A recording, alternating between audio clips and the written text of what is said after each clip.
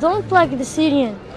In Serbia, in Hungary, in Macedonia, in Greece. So what's your message then? My message, please help the Syrian. The Syrians need help now. You just stop the war, and we don't want to go to Europe. Just stop the war in Syria. Just that. Yo imagino que te toca particularmente la fibra sensible porque estás muy pendiente del escenario internacional.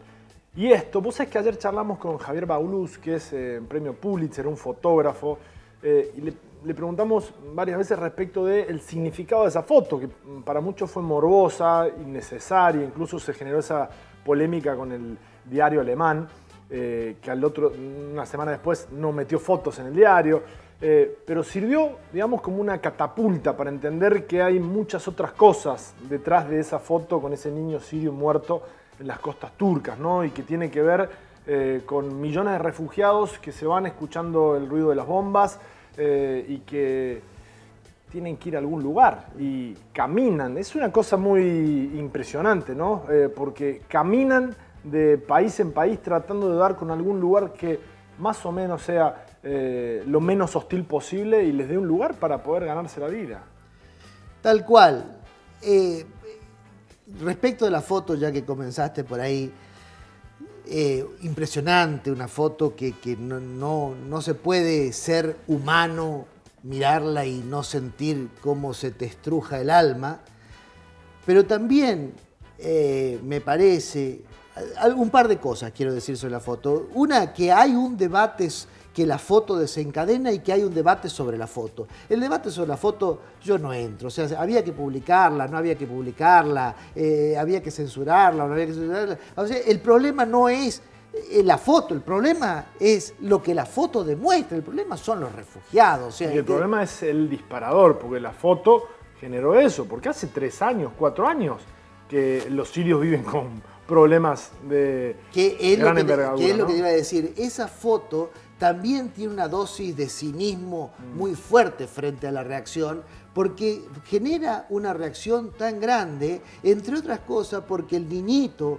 en esa postura, en esa playa, es un niño de piel blanca, vestido y de piel blanca, pero hace años que niños se ahogan en las costas y en el tránsito del África subsahariana, que llegan al Magreb e intentan pasar a Europa y no generan lo que generó esa foto. El drama de los refugiados, que ojalá que a partir de esta movilización internacional encuentre algún tipo de cauce como para que, aparte de convertirse en un tema internacional, en un problema internacional, se convierta en un área de atención prioritaria de la política de los gobiernos del primer mundo, es viejo, es viejo.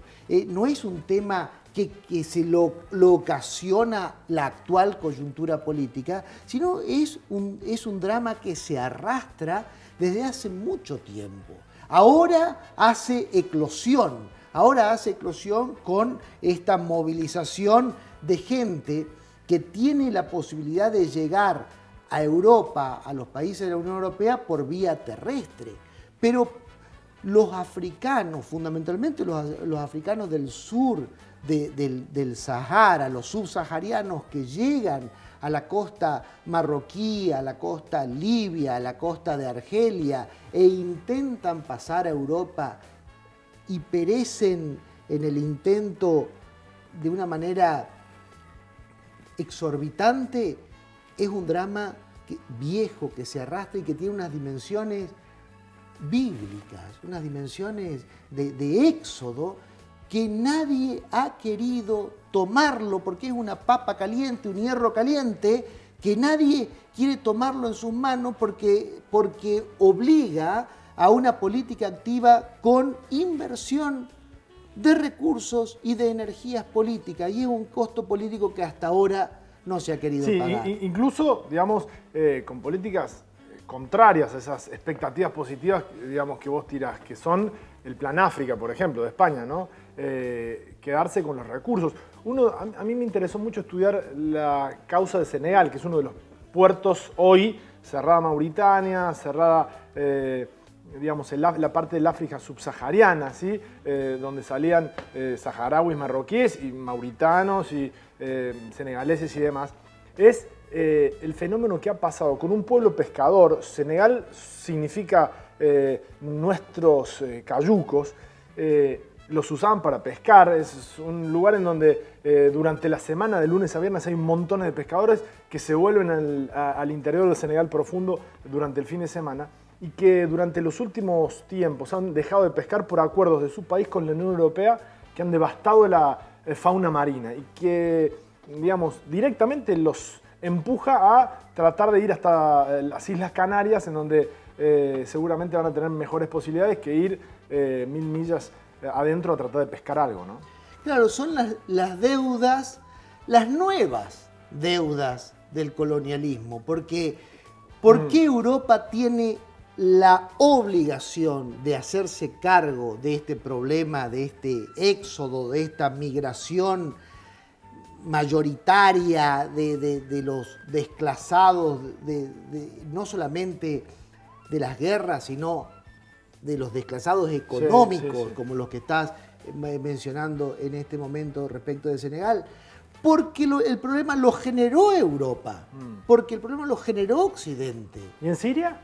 Porque el ISIS, según distintos especialistas, fue financiado en más de 400 millones de dólares por distintas potencias internacionales encabezadas por Estados Unidos. En el caso de la guerra, por eso yo quería hacer una diferenciación, la cuestión económica de la cuestión bélica, porque la frontera europea, por ejemplo, frente a África, es una frontera de una barra de ingreso donde el nivel per cápita africano está cientos de veces por debajo del nivel per cápita, del ingreso per cápita europeo. Entonces no hay posibilidad de cerrar eso. La migración va a tener la orientación sur-norte ineludiblemente, porque es la posibilidad de vida que tiene esa gente. Esa es la razón básica económica de la migración. La cuestión bélica tiene otra explicación, digamos, otro conjunto de razones para explicarla, que básicamente vienen desde la Guerra Fría, fíjate vos, porque cuando la Guerra Fría, durante ese siglo XX corto, como decía Hobsbawm, ¿no? que vivimos tensionados entre dos polos de poder, la Guerra Fría imponía, la división bipolar del mundo, imponía como unas grandes losas de cemento sobre la posibilidad de los conflictos puntuales. El gran conflicto era el conflicto este-oeste, y ese gran conflicto tapaba, como si fuera un gran mármol pesado, los conflictos pequeños. Al desaparecer esta lógica, esta división bipolar del mundo, al terminar la Guerra Fría, al caerse el muro de Berlín y quedar los Estados Unidos como potencia supérstite de esa confrontación, empiezan a emerger los conflictos puntuales, los conflictos locales, que no es que no existían antes, sino que el gran conflicto bipolar los tapaba y los minimizaba. Entre esa emergencia de singularidades culturales, en Oriente Próximo y en Oriente Medio está la cuestión del fundamentalismo religioso y la consecuencia política que trae la concepción religiosa de la umma, ¿no? del califato, o sea, de la reunión política en un único estado de los fieles al Islam, ¿no? Que es la lógica que está abajo de eso que llamamos Estado Islámico, o en Europa se llama Daesh. Los dictadores, a el estilo de la familia al-Bashar en Siria, habían funcionado precisamente en la lógica bipolar como la contención de estos grupos ultras, por decirlo de alguna manera en nuestro léxico. El tema es que, habiendo desaparecido el gran conflicto, también desaparece la razón de existencia de esas dictaduras autocráticas y que violentan cualquier tipo de lógica democrática, de derechos humanos y demás. Ahora, es un callejón sin salida, porque como demostraron las primaveras árabes, si sacamos a los autócratas, si debilitamos ese muro de contención, entonces la emergencia de estos nuevos conflictos puntuales se queda en el centro del escenario. ¿Y cuál de los dos males es peor? Guatemala y Guatepeor, ¿no? O sea, pero hay también ahí una responsabilidad internacional. No se ha hecho incidencia en la creación de condiciones democráticas en esos países. Entonces estamos o las dictaduras o el Estado Islámico, o las dictaduras o el fundamentalismo. Vos sabés que me parece que es interesante que podamos redondear esto, porque es un tema muy complejo. Por un lado, el de los refugiados, el de la guerra, digamos, los motivos humanitarios en base a los cuales se están yendo los millones de sirios, y los exilios económicos que, por ejemplo, mencionaste vos, se producen permanentemente desde África hacia distintos países del mundo, fundamentalmente Europa.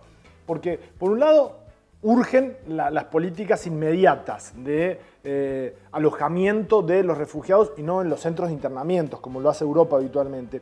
Pero por otro lado, hace falta la emancipación y la necesidad urgente de políticas de Estado que pongan de pie esos países poco a poco y que permitan que eso suceda. Y yo veo lo que ha pasado en América Latina, que es uno de los lugares observados, mirados, ninguneados en algunos casos, pero que tienen algunas políticas contracíclicas ejemplares. Caso Ecuador. Ecuador era el país que más migrantes exportaba, por decirlo de alguna manera, en las palabras de Correa, a España, por ejemplo, de Europa.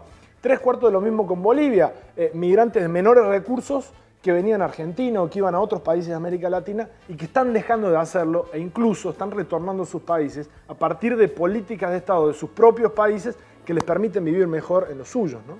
Absolutamente de acuerdo con eso, porque y ellos también.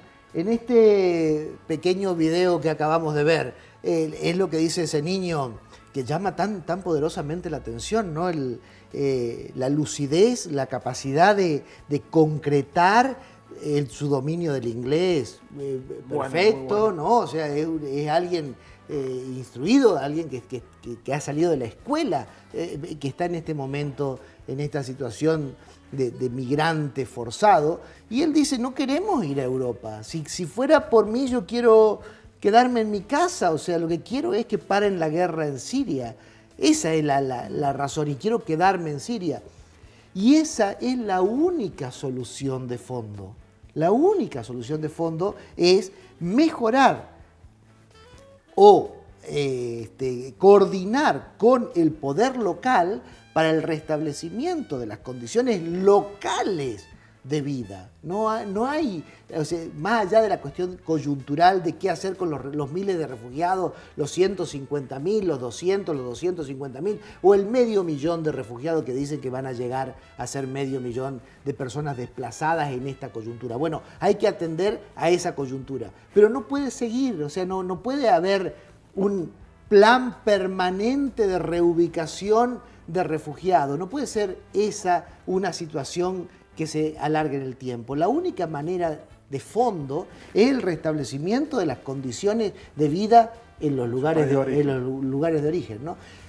Esto, y por otro lado hay que mencionar que la actitud de Europa no se entiende de ninguna manera, no se entiende no solamente desde la parte de la falta de solidaridad internacional, la falta de sensibilidad frente a un drama humano masivo, sino que no se entiende desde la lógica europea.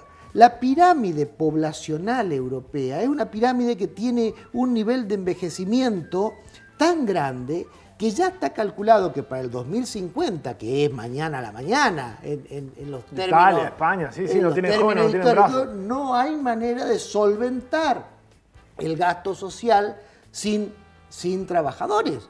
Y no hay una generación de recambio. Por lo tanto, Europa necesita fuerza de inmigración.